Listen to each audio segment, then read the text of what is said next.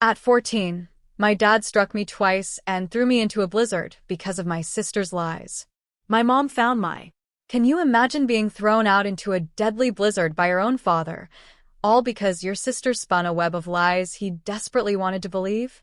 Because I lived it, and it nearly killed me.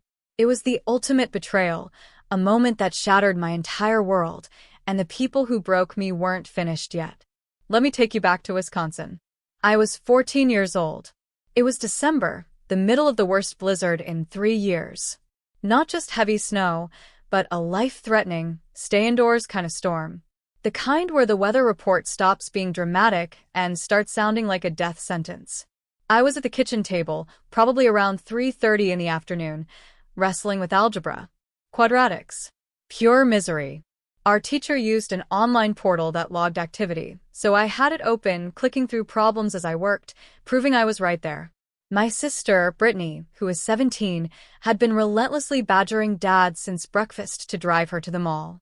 Her whining was an annoying background hum that just kept changing volume. Dad kept saying no. He was a real estate agent, obsessed with his image and reputation, but even he could see the roads were turning into death traps. Ice everywhere, visibility dropping, wind picking up by the hour.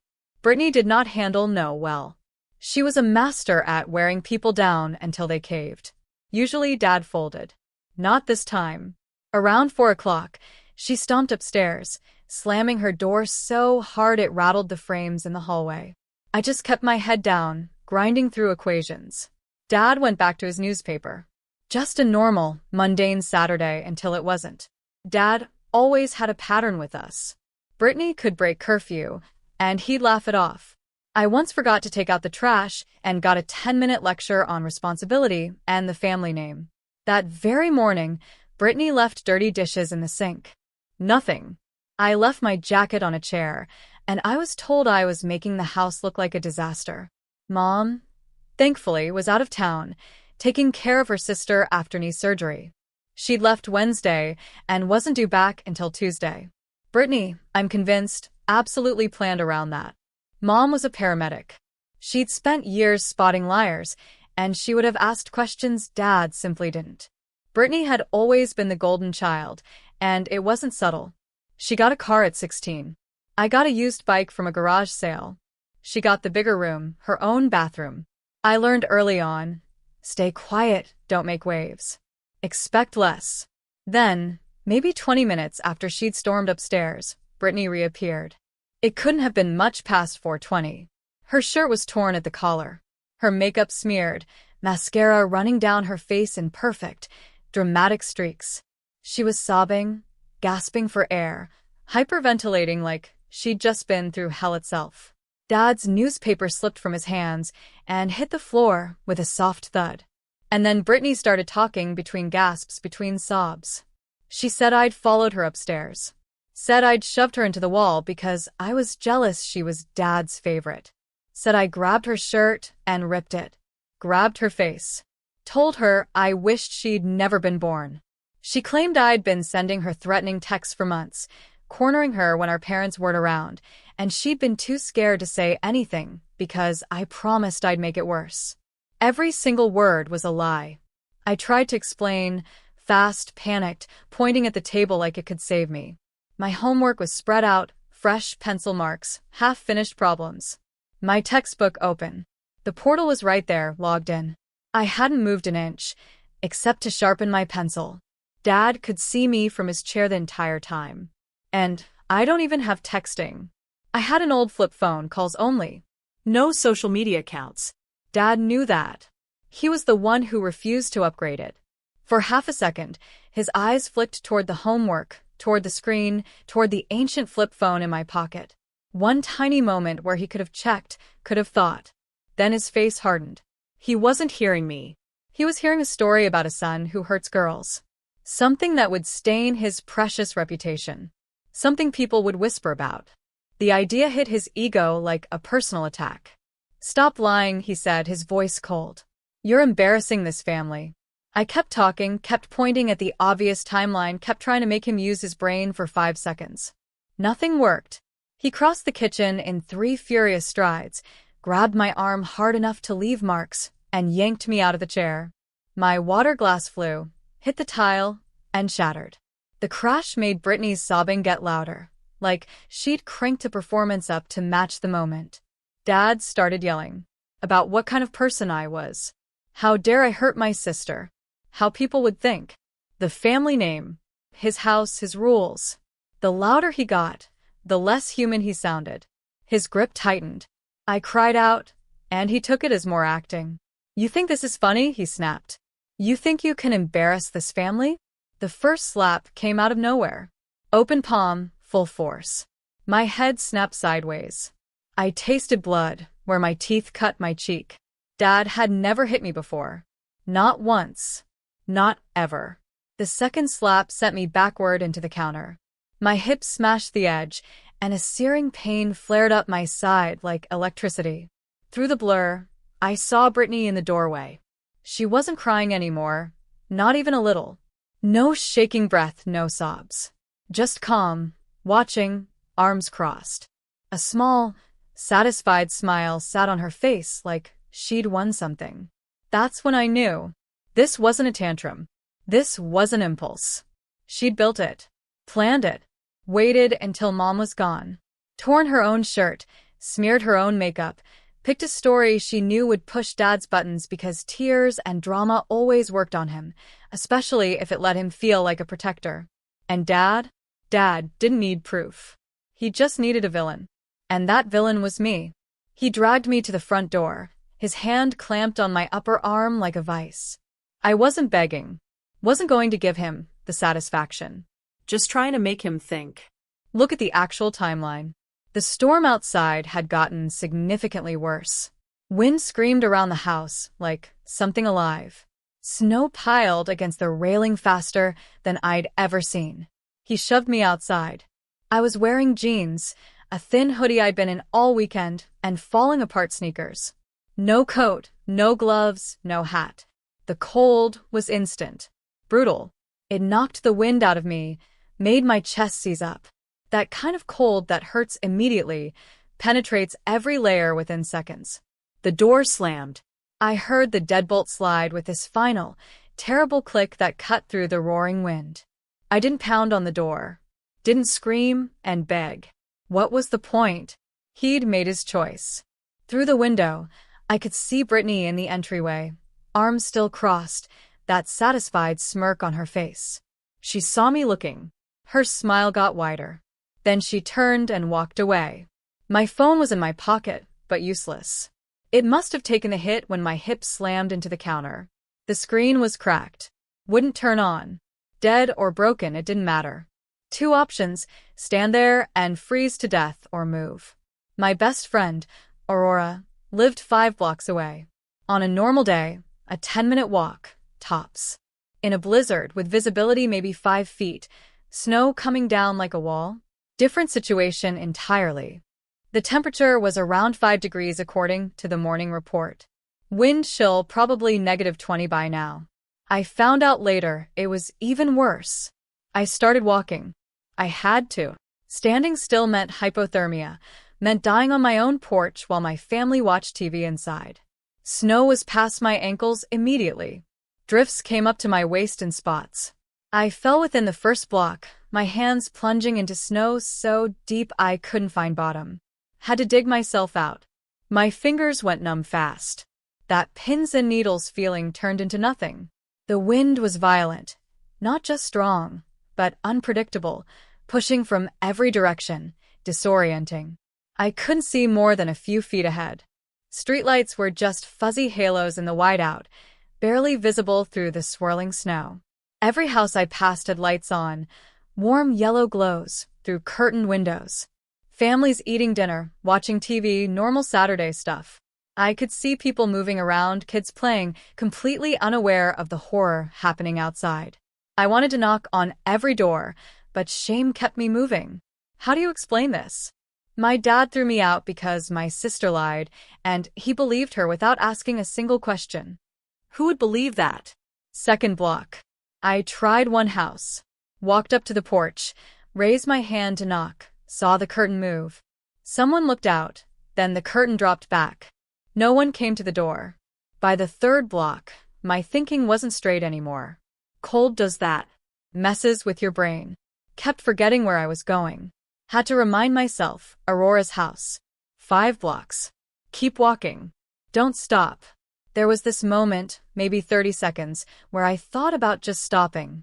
Sitting down in the snow, closing my eyes, letting it happen. It would have been easy. Peaceful, even. But that felt like letting Brittany win, like proving her right somehow. So I kept moving. Aurora's house appeared through the snow like a mirage. Porch light on. This warm glow cutting through the storm. The most beautiful thing I'd ever seen. I stumbled up the driveway, fell twice climbing the porch steps. My legs just gave out, wouldn't hold my weight. Had to crawl the last few steps on hands and knees. Couldn't knock because my hands wouldn't work. My fingers wouldn't bend. So, I kicked the door with whatever strength I had left. Weak thumps I was sure no one would hear. Then Mrs. Miller opened the door. She took one look and gasped, a sharp intake of breath, her hand flying to her mouth. She pulled me inside without asking anything. Just grabbed my hoodie and hauled me over the threshold. Her hands felt burning hot against my frozen face. She yelled for her husband. Mr. Miller came running from the living room, stopped dead when he saw me. Jesus Christ, he said. What happened?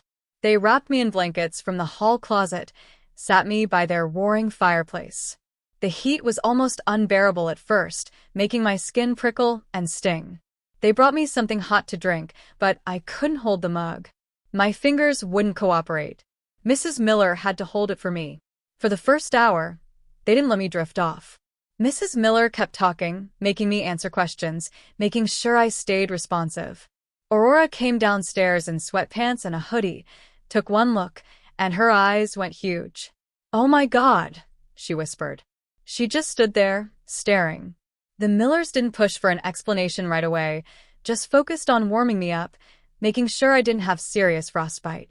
Mrs. Miller checked my face, her jaw tightening when she saw the handprint on my cheek, the swelling on my jaw. Mr. Miller brought dry clothes, thick wool socks, an oversized sweater. I shook the whole time, my teeth clacking hard enough to hurt. Eventually, Mrs. Miller asked what happened. Gentle, careful, not pushing. I gave them the clipped version. Brittany lied about me attacking her. Dad believed her, without asking questions. Hit me twice, threw me outside in the storm, locked the door. I walked here. Maybe 30 minutes, maybe 40. Time got weird. Mr. Miller's face went dark. Dangerous. Quiet. Mrs. Miller looked like she wanted to hit something. "We need to call someone," Mr. Miller said. "Call his mom first," Mrs. Miller countered. They started arguing. Mr. Miller wanted to call 911 immediately. Mrs. Miller thought they should try to reach Mom first. If we call the police, they might send him back there tonight, she worried. They won't send him back if they see those bruises, he insisted. Mr. Miller pulled out his phone and dialed 911. Put it on speaker. The dispatcher answered. He explained the situation. A kid showed up half frozen with visible injuries from an assault. Ambulances are delayed because of the storm, the dispatcher said. Keep him warm. Keep him awake. Watch his fingers and toes. An officer might get there faster than medical. She added, we're triaging life-threatening calls first. Roads are blocked in multiple areas. An officer may not reach you for several hours. Mr. Miller muted the phone and swore under his breath. They're slammed. They said it could take hours. Mrs. Miller's face tightened. Hours, she repeated quietly. Okay then. We do everything ourselves until they get here. She got her camera, took photos of the handprint on my face, the bruising on my jaw, the marks on my arm, photos of my wet, inadequate clothing. Mr. Miller wrote down what time I arrived, what I was wearing. Basic timeline evidence, he said, in case you need it later. Aurora helped me to the guest room around 9 o'clock. Told me where the bathroom was, left the door cracked. Once the shaking slowed and I could answer clearly again, they finally let me lie down. Door cracked, lights on, checking me every so often.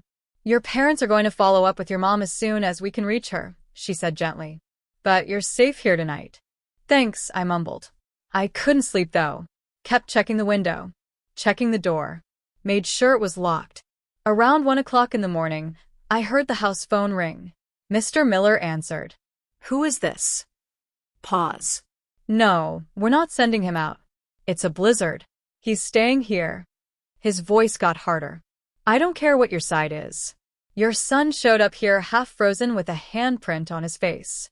Another pause. Don't even think about it. If you show up at this house, I'm calling the police immediately. Around 2, I heard a car outside. Footsteps on the porch. A knock at the door. Mr. Miller answered, a different voice this time. Official. Evening. We got a call about a runaway juvenile at this address. And we also got a separate call from this address about an injured minor. He's not a runaway, Mr. Miller stated. His father assaulted him and threw him outside in a blizzard. We still need to do a welfare check, the officer replied. In our town, the station was close, and they were already out responding to storm calls. Mr. Miller appeared at my door. Police want to talk to you. You don't have to go back with them. I came out. 2 cops in the living room. They looked at my face, at the bruises, and their expressions shifted. What happened to your face? The older cop asked. My dad hit me. Why? My sister lied about me attacking her. He believed her. Where's your mom? A few hours away, taking care of her sister. The cops exchanged looks. Your dad called saying you ran away. Said he was worried about you. I didn't run away. He threw me out. The older cop made notes. Took photos of the bruises themselves. We're filing a report. Your mom can work with us on next steps when she gets here. After they left, Aurora knocked quietly. Can't sleep either, she admitted. She sat on the floor against the wall not too close, giving me space. My parents won't let anything happen to you. She paused. Neither will I. You can't promise that, I whispered. No, she said, but we'll try really hard. That weirdly actually helped. Mrs. Miller got through to Mom around 7:30 the next morning, having found a mutual neighbor who had her sister's number. Mom arrived at the Miller house by 10 o'clock. She'd left before sunrise, white-knuckling the whole drive. When she saw me, her face did this thing I'd never seen before. This impossible mix of gut-wrenching grief and pure, unadulterated fury. Mrs. Miller showed her the photos, walked her through everything. Mom looked at each photo, her jaw getting tighter with every image. She hugged me so hard I thought my ribs would break, then pulled back, studied my face, and traced the bruises with her fingertips so gently it barely registered. We're going to the hospital right now. I'm fine, I protested weakly. You're not fine, she said, her voice shaking with controlled anger. You have potential frostbite and documented assault injuries. We're going. She took me to the ER. Got everything documented officially.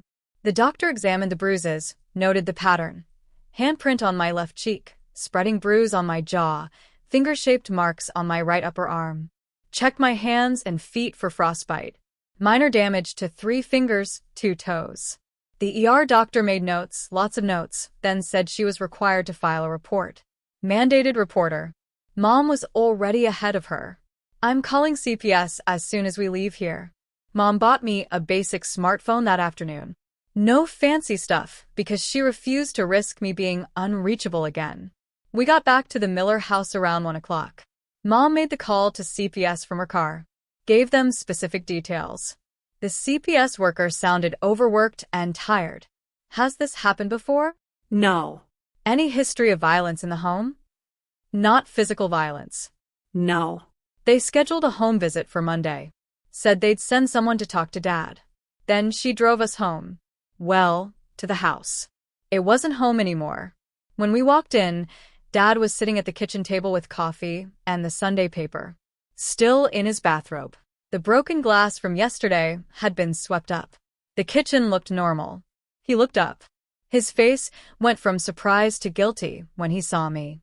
My bruises were spectacular by then, purple and yellow. He opened his mouth. Mom held up one hand. Don't talk. Listen. Her voice was quiet, but it had this power behind it that filled the room.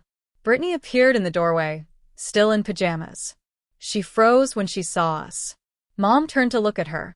Whatever Brittany saw in that look made her actually take a step back. Mom laid it out. Cold, clinical, zero emotion. The timeline proved I was at the kitchen table. The Miller family would testify to my condition when I arrived. Photos documented the injuries. Medical records confirmed minor frostbite, exposure injuries. Mandated reporter filing from the ER, police report from the welfare check. 5 blocks in that weather was potentially deadly. Temperature was 5 degrees. Wind chill -20. In those conditions, minutes matter. He could have died out there. Dad tried interrupting. I was protecting. You were protecting your pride. Mom cut him off, her voice still quiet but lethal. You ignored obvious contradictions because it was easier than admitting you were wrong. She turned to Brittany. Tell the truth now. All of it. Silence stretched out. Finally, Brittany's shoulders dropped. The confession came out grudgingly. She wanted to go to the mall, got mad about being told no, decided to create a distraction big enough that Dad would forget the original argument. And she knew the fastest way to control him was to make him angry at me. Yes, she ripped her own shirt. Yes, she smudged her own makeup. Yes, she made up the entire story. All of it fabricated. Dad's face went gray. Then Mom snapped. Just for a second, all that controlled fury broke through. Do you understand what you did? You nearly killed him. Your son. Because you were too proud to ask one question. One. Dad flinched. Get out of my sight. Pack your things and get out. She turned away, pressed her palms against the counter, taking deep, shuddering breaths. After maybe 10 seconds, she turned back around, her voice controlled again. Sorry, that wasn't helpful, but it kind of was. Mom's response was systematic once she got control back. You're moving out today. Papers get filed tomorrow morning. I already spoke to an attorney, and everything from the hospital and police is documented. Dad tried arguing. Mom's face stayed granite hard. You nearly killed your son. That's catastrophically poor judgment. Brittany got her own consequences. You'll finish the school year here.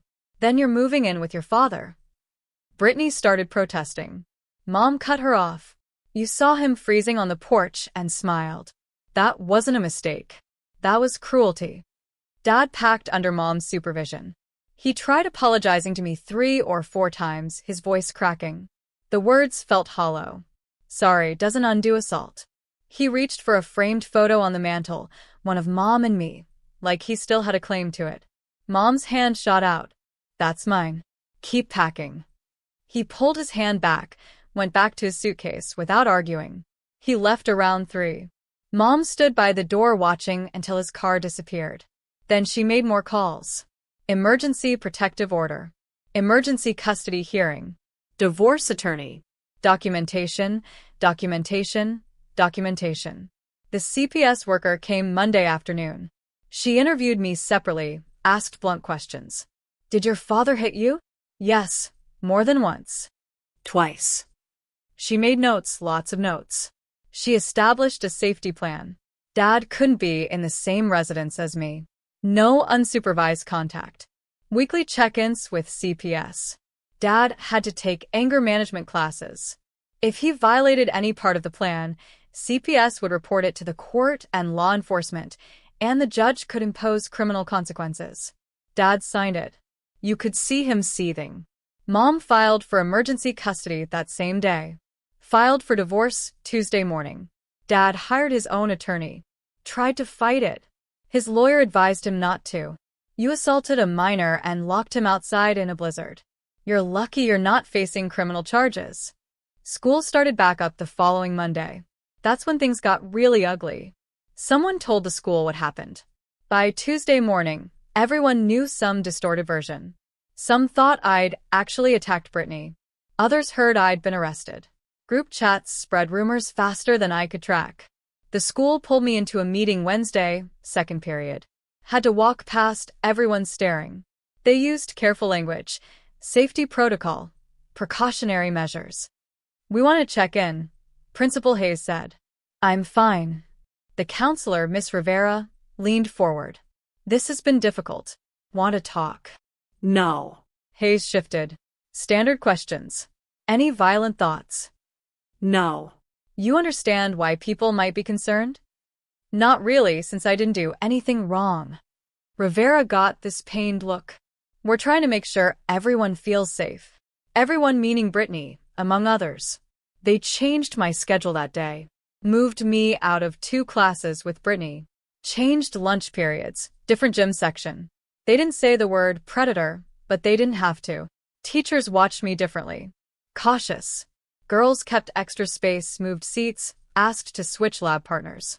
Amanda made it obvious. We'd been biology partners all year. The day I came back, she asked to reassign. Said she'd be more comfortable. The teacher approved without question. Lunch became isolation. A corner table. I ate alone. I started bringing a book. Tried to make it look like a choice instead of exile. Aurora stuck by me. Sat with me at lunch Thursday. Hey, she said. You don't have to. I know. Some of her friends backed off. She didn't care. I heard her arguing with one of them in the hallway once. She came to lunch with red eyes the next day and sat down anyway. One day after school, Brittany cornered Aurora by the parking lot. You should be careful around him. He's not stable. Aurora looked at her for a long moment. You're worried about me? She asked. Yes. After what he did? After what you lied about, you mean? Your story doesn't even make sense. He had a flip phone with no texting. Your timeline was impossible. You got caught in 3 different lies. So, no, I'm not worried about him. I'm worried about whatever's wrong with you. Brittany's face went red. She turned and walked away. Meanwhile, Brittany filed a complaint saying she felt unsafe.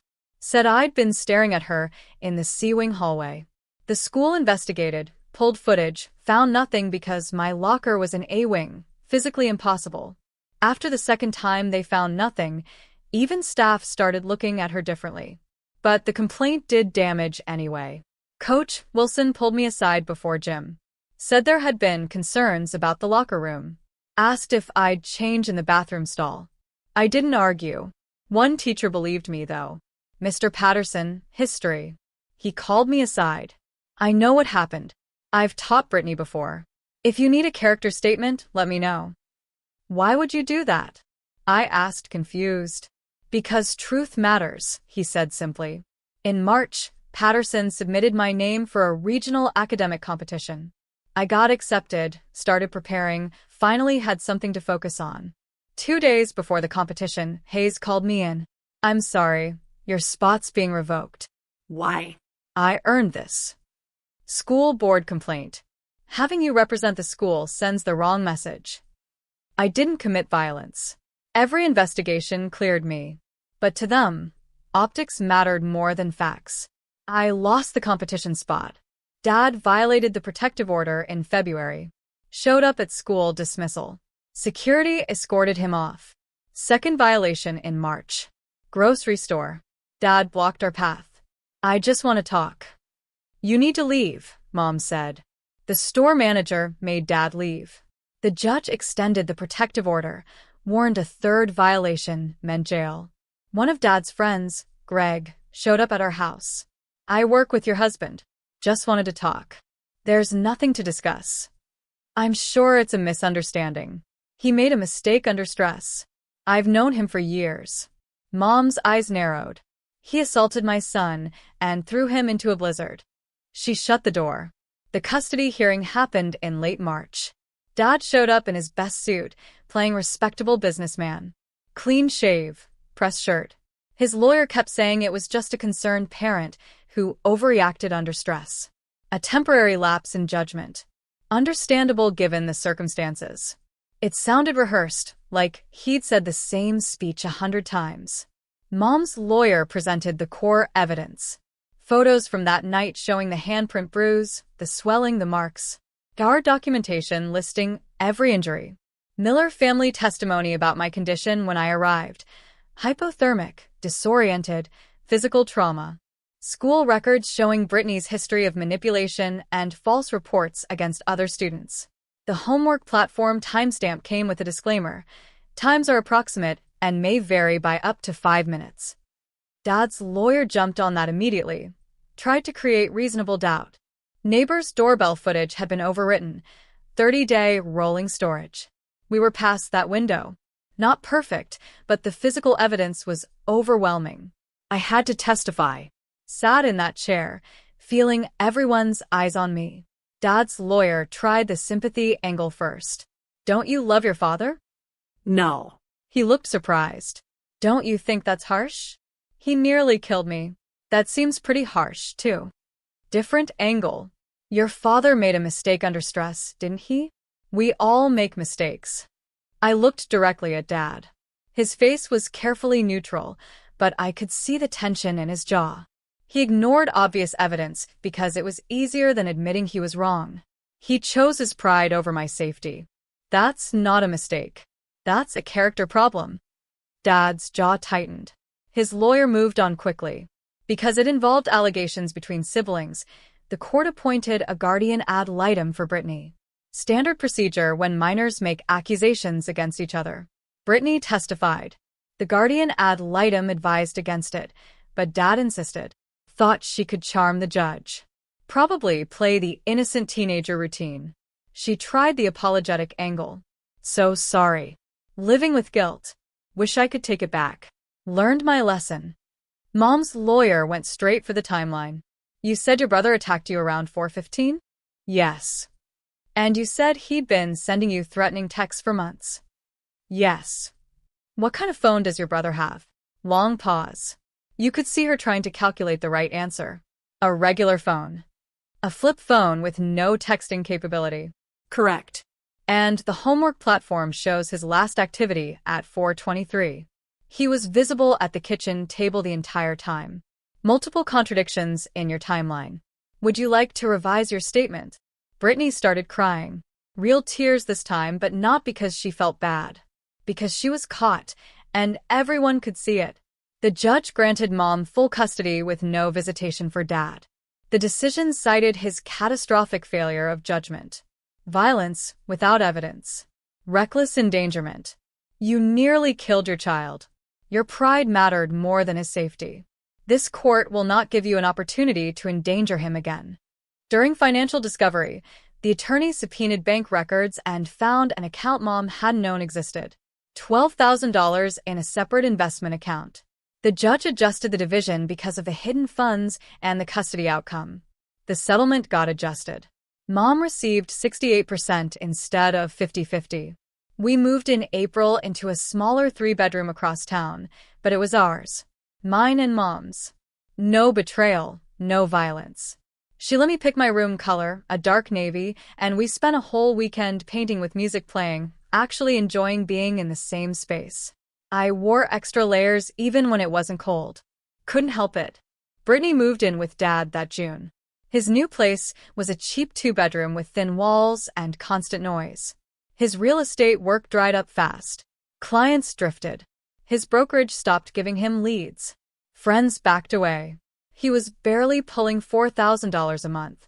And that apartment was all he could manage. Brittany hated it. Her new school was rougher, full of kids who didn't care about her old social status. Dad kept violating the protective order. Each renewal came with another incident.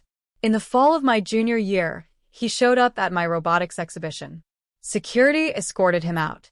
The judge issued a 30-day suspended sentence and warned the next violation meant jail. That finally shut him down. Meanwhile, my life steadied. Without chaos in the house, schoolwork made sense again. Mom's place was quiet, organized, safe. I wasn't bracing for the next explosion or dissecting every word that came out of my mouth. Math finally clicked. English essays stopped feeling like uphill battles. Teachers noticed. Relief in their voices. They didn't try to hide it. My grades shot up. B's became A's. I made the honor roll both sophomore semesters. Junior year, I joined the robotics club. Made friends who didn't know about the mess, didn't care, just wanted to build things and make dumb jokes. Aurora and I grew closer. Not romantic at first, just study sessions that involved actual studying, weekend movies, homework help. The kind of normal that felt like breathing clean air. She had this steadiness about her. When I spiraled about a comment at school or another protective order notice, she'd just sit with me, listening without trying to fix me. "You're doing good," she'd say sometimes. Never dramatic, just matter of fact. Weirdly grounding. By junior year, I documented everything.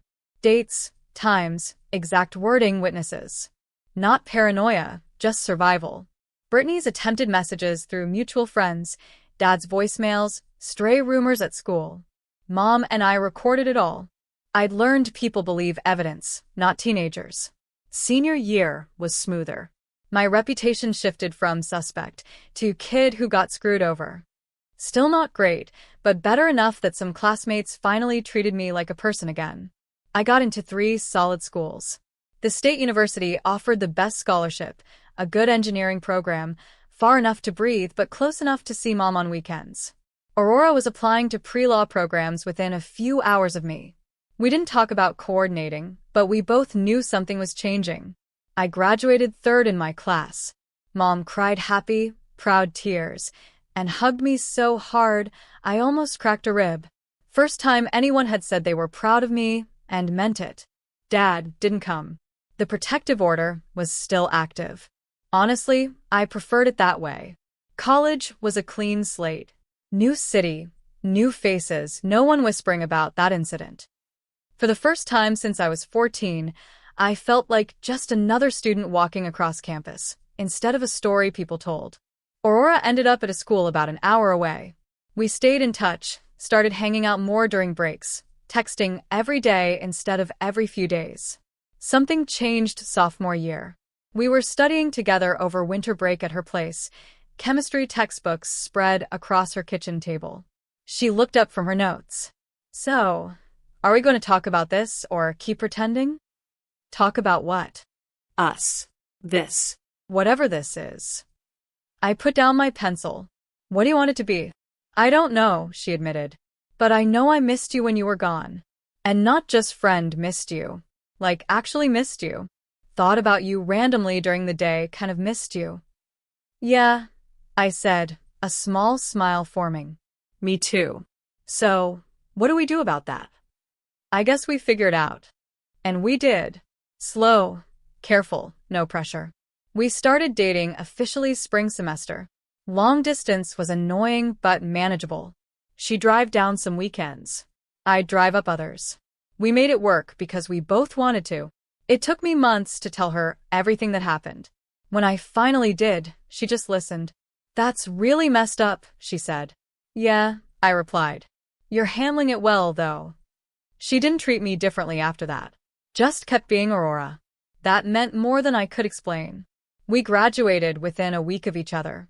Both got jobs in the same city. Found an apartment together after dating for 3 years. Mom approved. She'd always liked Aurora. Dad tried reaching out when I was 24. A letter sent to Mom's address.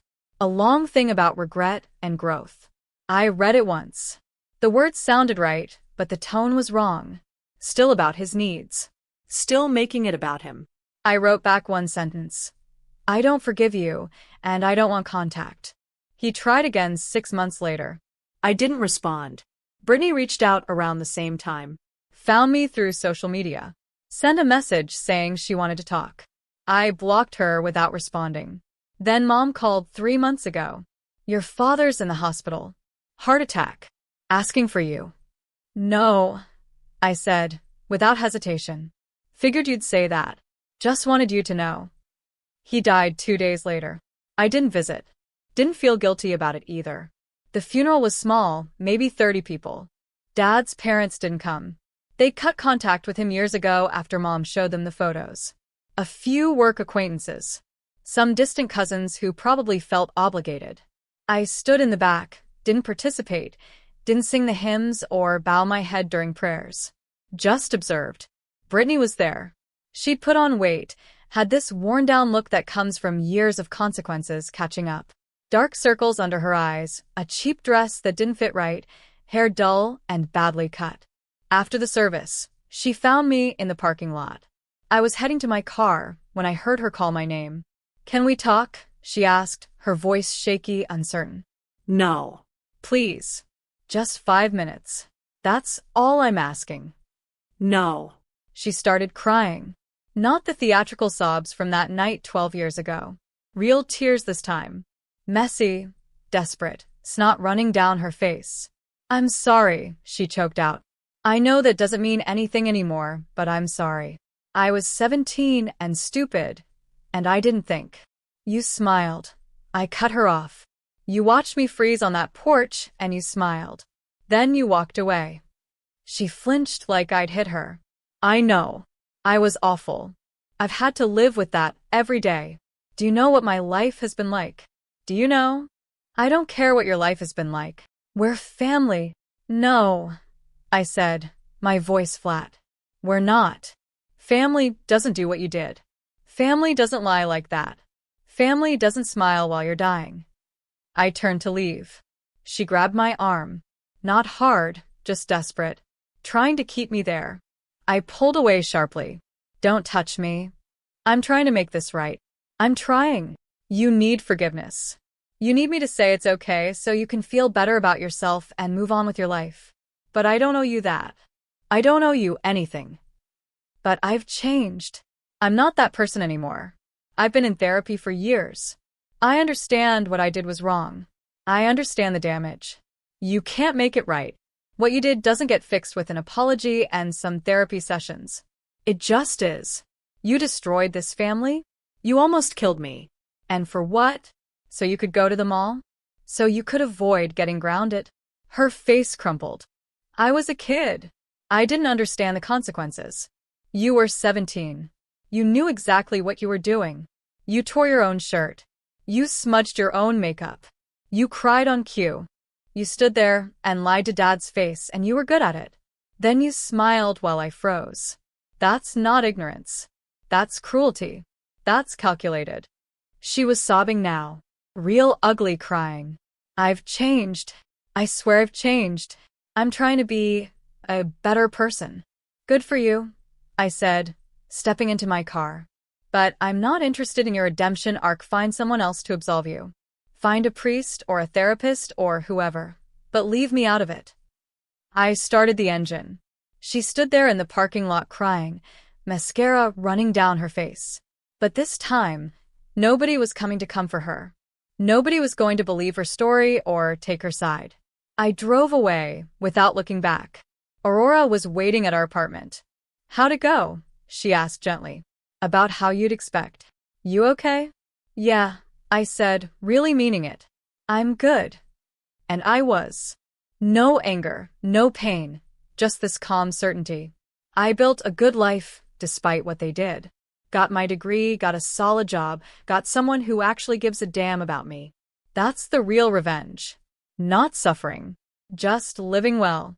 The moment that truly stuck with me wasn't the betrayal or the violence or the storm. It was Mom opening that door that Sunday morning. The absolute determination in her eyes. Mom chose me without hesitation. Aurora chose to believe me. Those are the people who matter. Have you ever faced a betrayal that forced you to completely rebuild your life or choose who your real family was? I'd really love to hear experiences and thoughts in the comments below.